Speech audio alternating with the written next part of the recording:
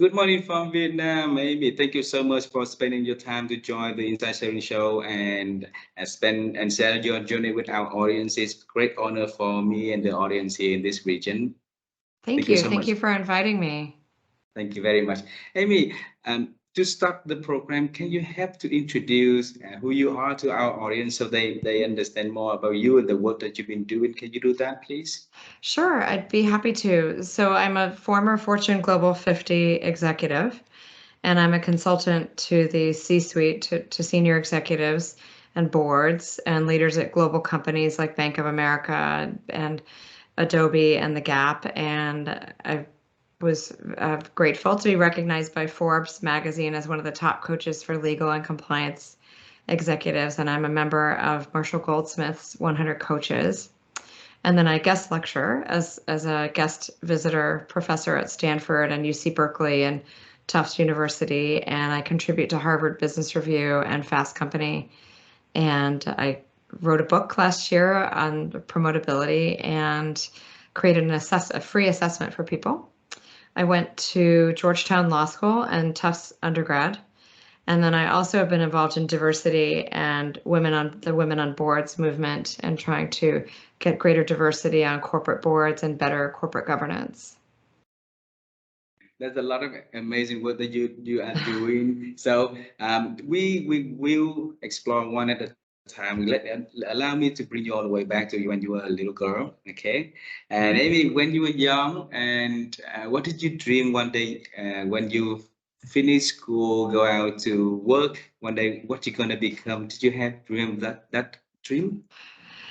I did. I think my very first goal was to be a teacher. My mother had A been a teacher. teacher, Uh-huh. and then I became more and more interested in a little bit more activist work as I got older. So when I got into high school, particularly, I was more interested in public interest work, and that led me to law school, where I worked for the American Civil Liberties Union one summer and helped to work on the Americans with Disabilities Act, which was a real privilege to help change the laws in the United States to give access to people with disabilities. So that was one of the best jobs I ever had. That was a summer fellowship. And then my law school loans kicked in and I realized I had to make some money. And so I went to work for a law firm and I practiced there for about 3 years, and it was great training in terms of understanding litigation and how our justice system works, civil litigation works, to represent individual people and corporate clients. But I didn't feel fulfilled. As a litigator, you're stuck with the facts. You can't go back and make history. It's you defend your client or you sue people based on what happened, and you can't change it. And I didn't like that. I didn't like being stuck with the facts. I wanted to be ahead of the problem and helping people to prevent problems, and to make better decisions, because I found that a lot of litigation was very wasteful and just people very angry and wasting a lot of money. And I just didn't find it useful. And so I wanted to be more of a change maker and in a position that enabled me to help solve problems before they happen. So then I went into human resources for about 10 years, and that was really terrific. And so I learned HR and how to try to support employees in companies and executives in making fair decisions, because sometimes a decision should be made on behalf of the company and sometimes a decision should be made on behalf of the employee. And so I did investigations and all kinds of work. And it was a wonderful, supportive family environment. I had my two daughters while I was working at this. It was an insurance company, and I really enjoyed doing the HR work. And then I was asked to move over back into the law department to start the first ethics and compliance program. And that was really exciting to build on all the policies and the corporate culture work that I had done and bring it into the legal work. And so that was an incredible opportunity to pull together my culture and HR work with my legal expertise around ideas of fairness and how do we do the right thing as a company. And so I felt very, very fulfilled, did all kinds of things there, and then eventually moved to healthcare and had a really exciting job. That was my first executive role at McKesson US Pharmaceutical. And I built the first compliance and ethics program there for a $90 billion company there. And that was fun because I was building a program from scratch. So it was a lot of change management and educating people and influencing. And it was it was a tough job, but a really exciting one. And I had the privilege of building a team from scratch. And that was an amazing experience. And then by the end of that, 4.5 years I was there, and then I decided I needed to take a little time off for family and to regroup. And so I took a planned sabbatical, and I taught law school in the Mission in San Francisco at Golden Gate University Law School, and taught compliance and ethics. And then I got headhunted out to Sacramento, California, which is where I am now, to work as the chief administrative officer of the Dental Association. And that was fun because I had about half the company reporting to me. So I had IT and communications and legal and HR and project management. And so that was a really great experience because I got to work at an even higher strategic level. And they were doing a lot of really interesting things with their business and strategic interesting things. And then after I did that, I decided to start my own consultancy, dedicated to coaching. I went back to graduate school and got my coaching certifications. I had always hired coaches for my executive roles. And so I knew how beneficial it was and how much it really, really helps in terms of achieving your goals and having that support. And so now I speak and write and I advocate and coach and work with executive teams on how to create a healthy work environment and how to navigate difficult political situations and how to help other companies do the right thing. And thank you so much for sharing. If you look back, you wanted to become a teacher, and then one leads to the next, and then your career go a whole different level than being a teacher. And then you travel, you gave keynote speaking and executive coaching for other people. Yes. You have organization to transform, build a culture and things like that through your company. So that's a very different from what you want, and how amazing, from that to the thing that you achieved. When you look back at that, how did you feel? Well, it's still a service profession. I would say that the through line that's consistent for me is that wanting to feel like I made a difference and wanting to feel like I removed obstacles for people and reduced pain and increased satisfaction and hopefully happiness even. And so I think that's been the one consistent thing in each of the roles. I do get bored. So I like to keep learning. And so my career is marked with a lot of change. It took me a while to realize that was just who I was, because I thought, why am I not happy being a lawyer? Why am I not, I worked so hard for this. Why can't I just stick with one thing? And I think it was because it was fun to integrate things and just to keep going. And I've met so many wonderful people by doing that. It's still teaching in a way that it's always involved influencing. You can't achieve anything great by yourself. Amazing. You cannot achieve anything great by yourself. That's a very wonderful quote to remember. So Amii, thank you for bringing that up.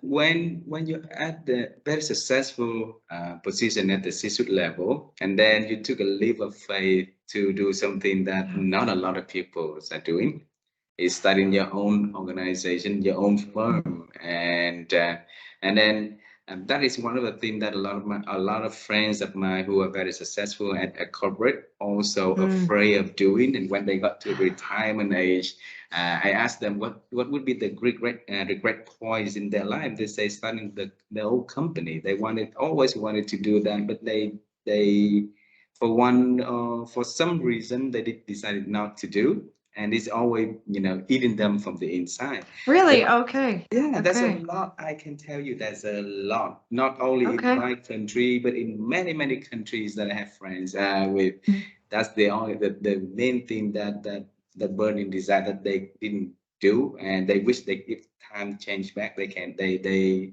would follow that path to see how it goes. Okay. So in your case, what happened? Why did you decided to one day be very stable in organization and then as a chief administrative officer, right? And then you stop everything, start in your own company. Well, there were a lot of reasons, but I think part of it was that I felt that I had already achieved everything I wanted to. And it isn't a straight path. It may sound very organized in the rearview mirror, but it's really more like this, you know. And I had a role, for example, I started my business and then I don't know, maybe a year into it, a CEO called me and said, "Hey, I need a head of HR. Will you come in-house?" And I thought, I'm just getting my business going, but I got nervous. And I said, "Okay, sure." So I went and I did that for a few months. And then we both decided, yeah, and I did a bunch of work for them that I'm very happy with. But it was too small. And I had already seen the freedom, and it's a trade-off. Getting a regular paycheck is a big difference from the freedom. So you do have to have that grit and the stamina. It's not for everyone. It's so I can appreciate that, for some people, they might dream about it, but the reality is that I'm working just as much or more than I was when I was an executive. Someone asked me the other day, they're like, "Oh, you're working less." I'm like, no, I'm not working less. I'm working all the time. But it's what I want to work on. That's different. Yes. And I get to work for a variety of clients. And I'm home more for my daughters before they leave home. That was really one benefit of COVID was I was already working from home, and then suddenly all these people were here, and I said, "What are you doing in my office?" Because I've been used to work. I'm teasing, but I've been used to them being gone, and so we wound up really liking it. But it was the first month was like I was used to such a quiet house because it's my office. So I would say, it has been nice. And as I get older, I think it's nice too, because you can work once you have established your business, if you're successful, you can work as much or as little as you like. Yes. If you have the boundaries, if you can set the boundaries. So I like that, that flexibility and and I can work from anywhere. Aside from, of course, when I'm on site for a client or a speech or speaking, that kind of thing. But yeah, it's been a real adventure. I think that's been the best thing is it feeds my desire to keep learning, because there's so much special stuff you have to learn running your own business that you never had to learn when you were working for someone else. Wow, thank you. Amii, a lot of my audience are also executive working for large organizations, so it's best for them to know what business that you're offering through your company. So is that okay if you can introduce the service that you do so for them? Oh, sure. So I offer one-on-one executive coaching. Okay. I offer team executive retreats and alignment, which has been very popular, especially after the pandemic, because a lot of teams either felt like they weren't together anymore, and literally they weren't, or they had to hire executives that they never met. And so I design retreats, and we get on the same page about their goals, their strategy, their behavior norms, what the culture is like, which has been very difficult for people when it's been remote. And some people are staying remote, some people are going hybrid. So how do you bring on a new executive that never knew what your culture was like and expect them to continue the tradition? that can be challenging, right? So I work on that. And then I do keynote speaking around promotability and around ethics and risk and corporate governance and creating healthy workplace cultures. Thank you for sharing. Earlier today, that you mentioned when you was at executive level, you also hire executive coaching, executive coach to help you, and you definitely saw the benefit of having an executive coach, right? And coaching is not something new, but it's still new in certain markets in here, like let's say my country or the neighbor countries in here is pretty new. So it's best if you can help us to see from the recipient point of view, and when you receive an executive coach, what benefit that brought to you, and so at the executive level, like you are, why is it benefiting, so that we can co-promote that coaching practices in the future. If I had to sum it up, I would say that the number one reason to get a coach is that we all have blind spots. And if we're not aware of our blind spots, we cannot change them. And if we can't change them, they can come up and they can be career killers, or they can stall you.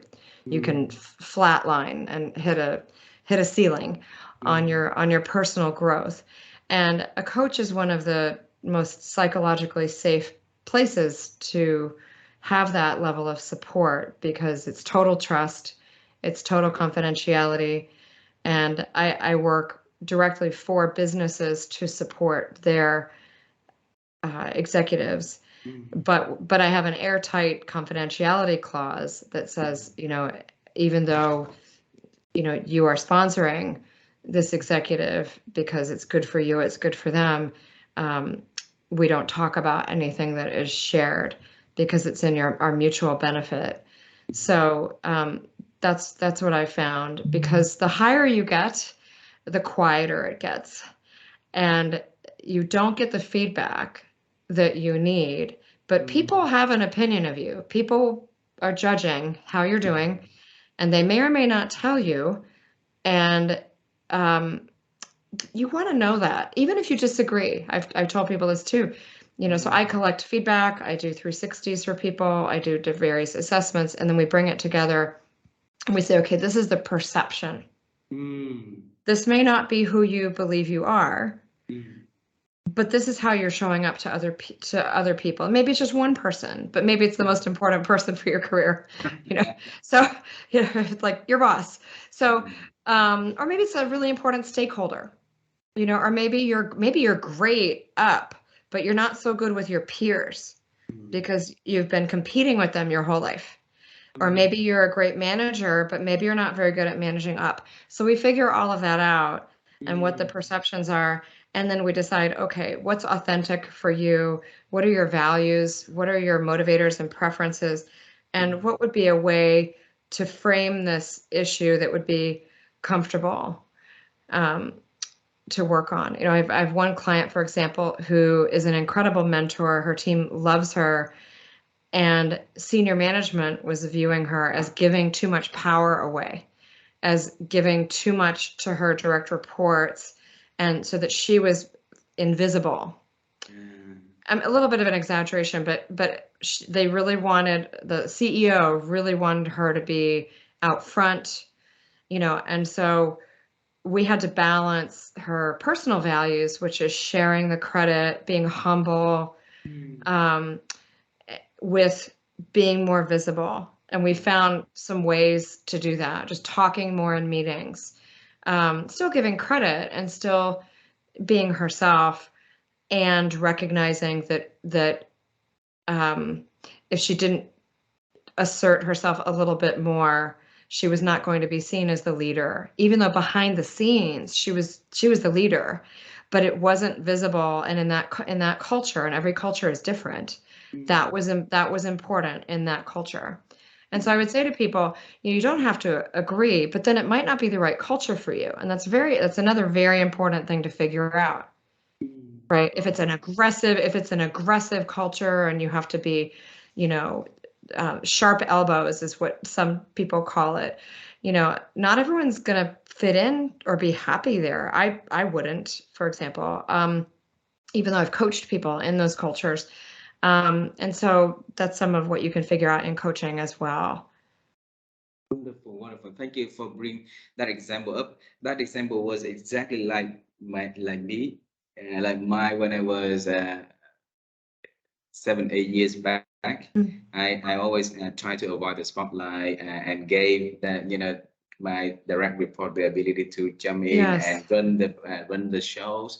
And one day my CEO back then for Asia Pacific, when we had a beer together, and he said, that is your blind spot, because even you need to make improvement in that area, because I want to see you more actively involved and going to the forefront and then leading the team and telling the team, instead of in the background and have the team take up the spotlights and stuff. So it was a painful period for me, because I always have the belief that it's best to have the team earn the credit, and that's so that there's a two different world has to merge it into one. So that is a learning experience for me. And then he was kind enough to personally take his time to coach me on a monthly basis, and then Oh, that's very nice. yeah, so he's a I call him a super boss, and I really love him. So thanks for bringing that back. I will send him a note saying thank you after this conversation. Oh, nice. That's great. That's a great idea. But Amy, you also mentioned a lot about the earlier when you mentioned about executive coaching. You talk about 360 feedbacks and everything, and that led me to an interesting thing is that you are the creator of Promotability Index, right? And the guy, and Yes. you also wrote a book promotability. So what is that promotability index, and why did you write that? Why did you create that whole thing, though? That was really fun. One of the healthiest things you can do for your career is to focus on what you can control. There are things that we can't control, but there are things that we can control. And achieving an exceptional career really requires advanced planning and investing in yourself. And so the leadership tool that I first launched is an 82-question assessment. It's free. Anybody can take it. It's on my website, and it forms a self-assessment around 5 areas with all of the experience I had in HR, in hiring, firing, promoting, and investigating, and all the things that I saw in corporations. I worked to reverse engineer promotions, and I found that there were 5 key elements to promotability, and it was self-awareness, external awareness. How do you show up to other people? We were just talking about that. Strategic thinking, thought leadership, and executive presence. And they can vary in cultures in terms of what might be weighted more heavily in one area or the other, but usually in most companies, those 5 are important. If you think of who's at the top, they're usually pretty good at all 5 of those. What is And the fifth one? Strategic thinking, thought leadership, executive presence, self-awareness, and external awareness. So those 5. And then once I launched the tool, the assessment, people said, well, this is great, but we would like more. Now I know what I need to work on. Can you help me work on it? And not everyone can afford coaching. I couldn't, when I was early in my career. So I wrote a guidebook, and the guidebook goes through, and you can use it as a self-study, or you can use it with your team or your manager, which is even more powerful, is if you share your results with your leader and say, hey, this is how I graded myself. How would you grade me? And it can lead to very powerful conversations around where they see you versus where you see you, and you can kind of line up. And then some companies, I have a couple of case studies on my website. Some companies have adopted it because sometimes leaders have a hard time expressing what's missing. You mentioned a great example of your boss taking you aside and talking to you, and that's wonderful, but not everybody has a good skill set like that, right? And so this also gives people a language, managers and leaders, an objective language that they can use to talk to people that makes it a little less personal. And my goal was to take a lot of the fear out of, because no one likes to give people negative feedback. It's tough to give, it's tough to receive, but it's so important. It's easy to tell someone they're doing a great job, right? Yeah. I mean, that's fun. That's great. Hey, you did a great job on that. It's a little harder to say, hey, on this, we make a decision. Am I going to tell them or am I not? Are they going to get mad at me? Is it going to damage my relationship? We go through a mental calculation of, is it worth it for me to tell them, right? Yes. Even when you're a manager, or if it's a friend or a colleague, a coworker, and if you know that that person is open to the feedback, then you're much more likely to give it. And so one piece of advice that I always have for people is, if people were to do one thing for their careers, one of the most powerful things you can do is ask your boss or a coworker or your direct reports, if there's one thing I can do to be more effective in my job, what would that be?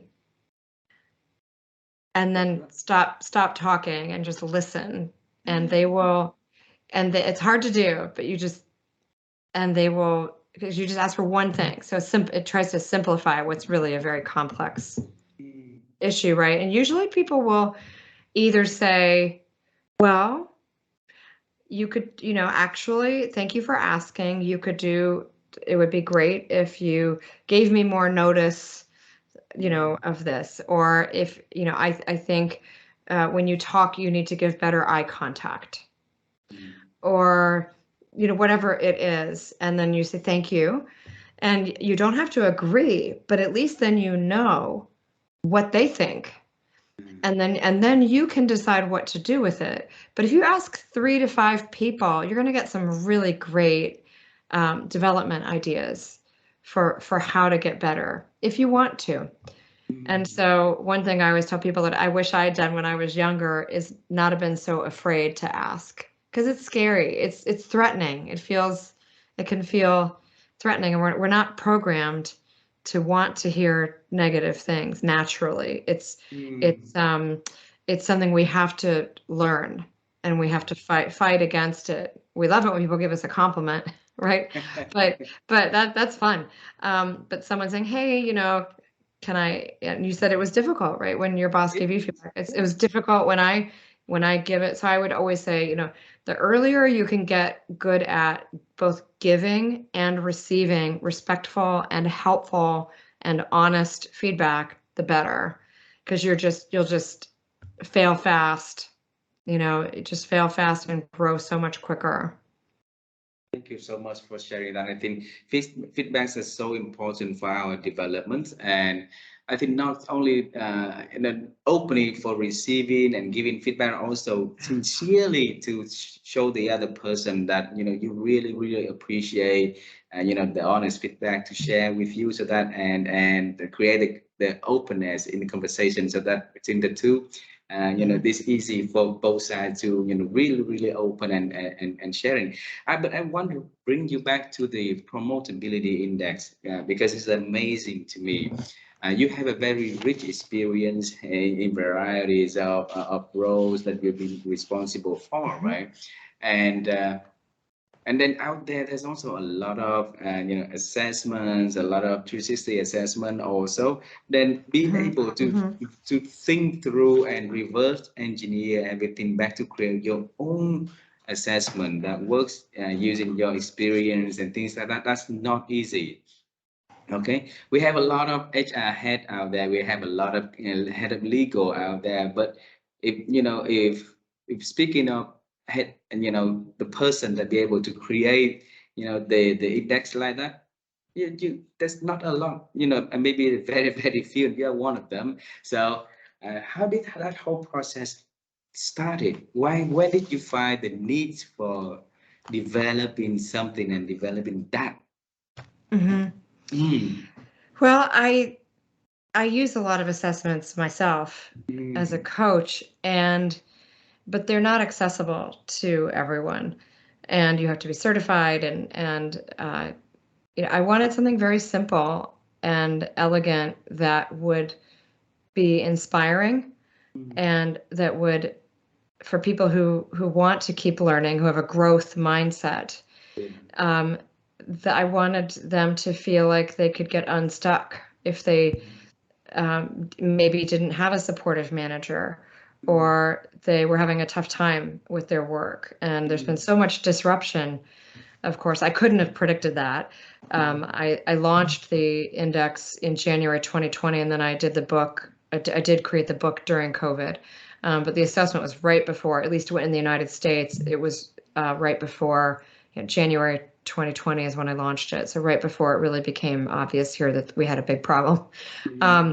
So I didn't find anything out there that helped bring leaders and employees together for a conversation. And it's pretty flexible. You can use it on your own, but you can also use it with your team and with your manager. And so it incorporates everything that I wish I had known when I was starting out. And I hope that people usually who take it say, oh gosh, by just asking these questions, it gave me an awareness. Even by just looking at this question, I realized, oh, I should be thinking about this.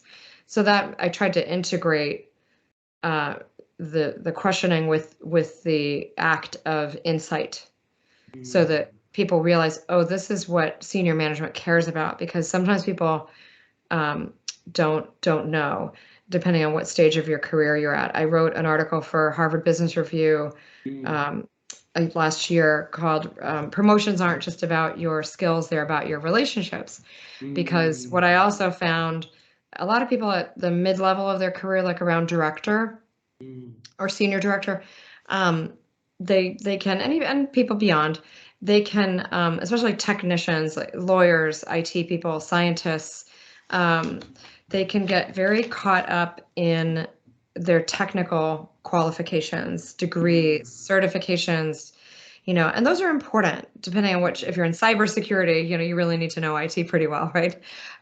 They're important, but at a certain point, your relationships become just as important or more important if you want to continue to move ahead, because you're going to be leading people and you're going to be working on a team with other people that need to trust you and that need to feel they can work with you. And so at a certain point, your relationships, it flips, and what used to be really important to get the job, all your technical qualifications, it flips and it becomes about relationships to get to the higher, to climb the mountain higher. So my wife Vivian and I, we always argue about the chicken and egg in terms of, how if we've been running the business. So is business going first, then will be relationship, or because the relationship, then it have to be better businesses. So I would tell her this, at certain stage, we build we build the competency first, and then when up until a certain stage, flip backward until you the relationship, and that's when the business going, or promotability also growing from there, right? So Amii, how can we make ourselves be effectively promotable, in your opinion, though? Well, I would say work on the 5 key elements, and be accurate in your self-assessment. The best way to do that is to take the assessment and then talk to someone else about it to validate it, because we might have a certain impression of how we think we are. And some stories that I've heard that are wonderful, actually, is sometimes people have taken it to their boss, and the boss has said, you rated yourself really harsh on this. I think you're really good at these things. And actually, these other things are things that I think are holding you back. And so let's talk about how to get you some opportunities to work on those, and I'll support you. That's an ideal situation, right? And that does happen. It's a conversation starter. I believe it inspires thinking. There are many other assessments out there. It's one way of looking at leadership. It's not the only way. But I think that it's helpful, and I've gotten nice letters from people saying that people I don't even know that say they used it and they got promoted. So that I have a newsletter, and I just published that today, actually, from a beautiful email that I got from someone that made me very happy. Wow. So Well, definitely after our conversation today, I will take a look at the assessment, and then I will do the assessment myself. I will bring it I to look forward to your somebody thoughts. that I know of to You can bring ask it for to your them. wife. Yeah, my wife, absolutely. I say somebody, we mean my wife, and then another person that I think that his advice would be also benefiting for my ends, and then I will share that to my LinkedIn so that the people who are wondering what the like promotability score looks like, will be benefiting from experience it. Amy, we've been exploring your past, your present, and is there anything new, anything exciting you're planning to do about doing, and you would like to share to our audience? Oh, sure. I just launched a new keynote around delivering bad news, Mm. the art and skill of delivering bad news and reducing risk. So having Mm. healthy companies is very important to me because there's a lot. If a company is unethical, eventually, I believe it's not sustainable, and Yeah. then the company goes out of business, and the investors lose money, and people lose their jobs, and then communities lose their tax basis. It's bad all around. So I very much believe in doing everything we can to have healthy companies, Mm. and um, so uh, I've looked at why sometimes companies don't listen to bad news and why it's so difficult. And so I wrote an article for Fast Company a couple of years ago, and then I became really intrigued by the social science research on that. And so I just started doing a keynote and spoke to 1,000 people in Chicago at the Auditors Association a couple weeks ago, and that was really fun. And I've interviewed people who have some amazing stories, good and bad, about trying to warn companies about things. Uh-huh. And it's we're not programmed to want to hear it. Mm.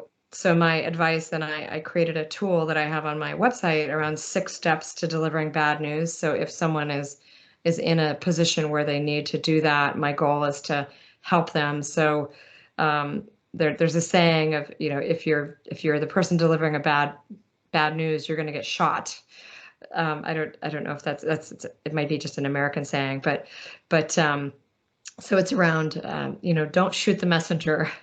Let's because it's beneficial for everyone, and sometimes people had nothing to do with the bad news. They just unfortunately it's their job to share it. you know um like bad earnings reports, or a fraud situation, or a cybersecurity breach, or right, lots of things. So it's my goal to try to help those people, because I had those roles, and it's not easy, Yeah. and you want people to know that you're doing it with the best of intention, and that you want to help, and you want to help fix it. And so that's one new area that I've been researching and talking about since promotability. Thanks for sharing. Like you said earlier, our brain is our human nature. We have wired to give it good news, but we don't respond well to giving bad news, right? So I think that, this one will help for us to have at least a guideline of when we get into that situation, how to do it the most effective way, the most professional way, also. So I will take a look at that also, Amy. Um, if you look back at your, from your very, very small age up until now, with all the success that you've been having, if there could be any words to describe that, what would that, the secret sauce to your success, Amy? What Oh would that gosh, be? it'd be curiosity, always wanting to learn, being curious. Curiosity. And then how can you help yourself to stay in curiosity that long? Hmm. It's Well, I think I drove people nuts when I was young. My mom said it was a question box. So for me, it's just always been built in. At the doctor, why is it? You know? um, so I just always wanted to know everything. which of course is impossible, but you know, but you can still ask. I just find a lot of things interesting.